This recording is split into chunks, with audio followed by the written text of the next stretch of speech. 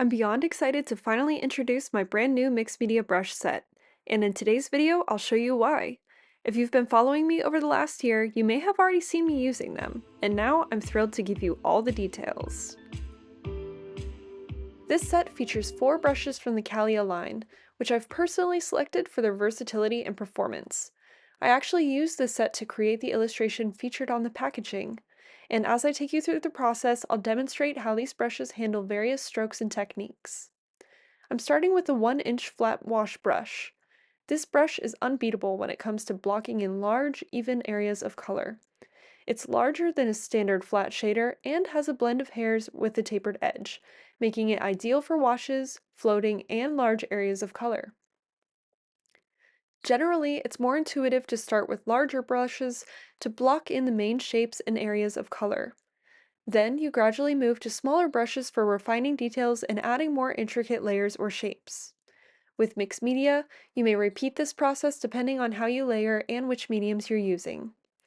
I typically start with a base layer of watercolor, and you'll notice how I'm using a very wet, diluted mix to do washes, and gradually I'm beginning to create some form. But this brush is used for so much more than just blocking in washes. You'll see that for most of the strokes, I'm actually just using a portion or a corner of the brush. The filaments are holding a healthy amount of water and paint, and I'm releasing it with varied pressure to get that smaller, chiseled stroke look and to plug in my initial color. You'll see that I'm also creating a couple different line shapes with it by using the thinner side of the brush.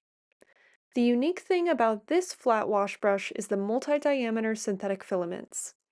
These filaments are heat treated with a process that's called interlocking, which prevents fraying and spreading. You can see this by how the bristles bow inward at the top. This allows you to apply pressure without losing line precision, and it also helps your brush last longer.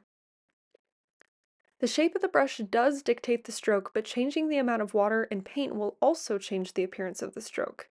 Here I'm using a technique called dry brush, which I'm using for all those linear strokes in the hair. Did you see how the filaments drag the paint as opposed to the smooth wash that you see now? That's because I've changed the amount of water in the brush. So if you want a really smooth look, apply a wetter mix of paint, or if you want to see the stroke, just use less water. Now that I have my larger areas blocked in, I'm going to go for the 3/8 dagger. And if you've never used a dagger brush before, you're in for a treat. This shape is unique, and it's perfect for long flowing lines. I love using it for organic marks like the strokes in her hair, or even things like flower stems, leaves, or pretty much any shape that's sharp and irregular. It's got this great tip on it that lets me paint sharp, clean lines, but if I want to, I can also use the side of the brush for softer, broader strokes to fill in a medium-sized area. It's interesting because, in a way, it's somewhat of a multi-purpose brush. It's a blend between a round brush for the details and an angle shader for blocking in larger areas. The combination of the two makes it very convenient to use, but it does take a little bit of getting used to.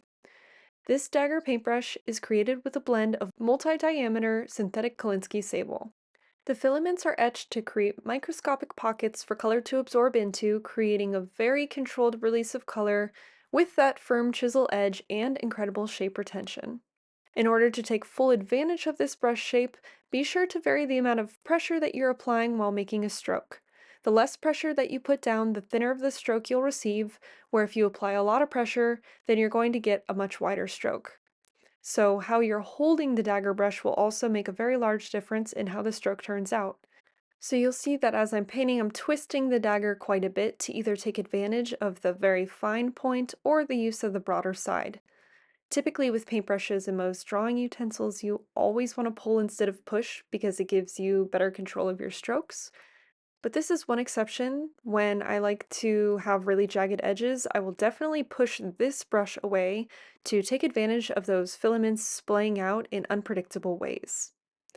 And just like that flat wash brush, it holds a large amount of water and paint, so you don't have to dip back into your palette all the time, but you're still going to get that very intentional release of color. The painting that I'm currently working on is mostly watercolor for the base, but I've also added in black acrylic ink at this point. I should mention that all of the Callia brushes are suitable for mixed media work, but one thing to note is even though these brushes work for both oil and water-based mediums, you probably shouldn't mix the two. So once you've used a brush for oils, I wouldn't recommend using it for watercolors and vice versa. However, I've had no issues using the one set for both watercolor, acrylic, gouache, and ink as they're all water-based. So just be sure to clean them thoroughly after each use. The dagger is definitely my favorite brush in this set because I feel like every time I use it, I discover different strokes to make with it, and it's a perfect size for small to medium details or washes. Now that I have a layer of color on almost everything, I'm going to move to a 4-round brush. This is a very classic shape in any artist's collection. I use rounds for almost anything small, from detailing to adding smaller layers of glaze color. This round in particular is created with synthetic Kolinsky sable. All of the brushes are cruelty-free, from the filaments to the glue used in the ferrule. And you'll see that as I'm using my round to fill in smaller areas, like the flowers, kind of refining my edges, it has a really nice snappy spring to it, and I can make both delicate lines and those curved strokes without worrying about the shape of the brush. It's the perfect in-between brush for small details where precision still matters. And last but certainly not least, we have the script liner. This one is for the very tiny details. If you need a super fine, precise line, then this is the brush for you. The long taper lets you get a very slow release of paint, which is perfect for creating sharp, consistent lines without having to dip into your palette too often. I use it for the detailed lines in the moth's wings, the stamens on the flowers, and the tiny lines for the eyelashes. This liner is crafted with cultured synthetic fibers, and while it may look intimidating at first, it's actually very user-friendly. For example, if you were using a standard round brush, you could achieve a small line by applying the correct amount of pressure and holding the brush at the right angle. However, thanks to the tapered design of the liner, the thickness of the line is more controlled based on the pressure that you apply. So it essentially guides you towards creating a finer line, which is especially useful if that's the look you're going for. To keep the brush the perfect shape, avoid letting the script liner rest in your rinse cup. Instead, simply rinse it out and lay it horizontally while you finish your painting.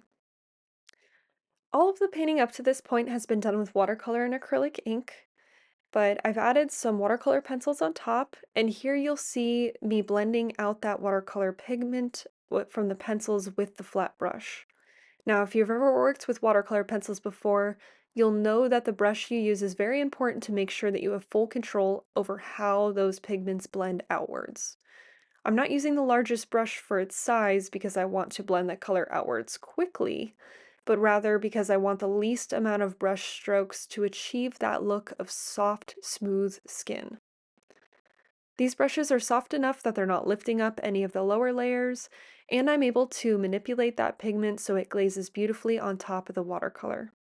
They almost look like they're cohesive together because of how gently the color tapers into the color below. As you watch a quick time lapse of the painting, let me share with you what makes these brushes stand out from the rest. Callia brushes are professional grade tools that are built to last. The handles are crafted with 6 layers of filler, paint, primer, and lacquer to protect the wood from water damage, ensuring durability. The solid brass ferrules are perfectly crimped for a tight fit and scratch-free finish. Each brush is individually reviewed, and the filaments are hand-trimmed to maintain their ideal shape, giving you precise performance with every stroke. I'm so proud to be a brand ambassador for Willow Wolfe's brush company, who's worked with top-tier brush makers for years. These brushes are a result of that experience, and I'm thrilled to have designed the set for her.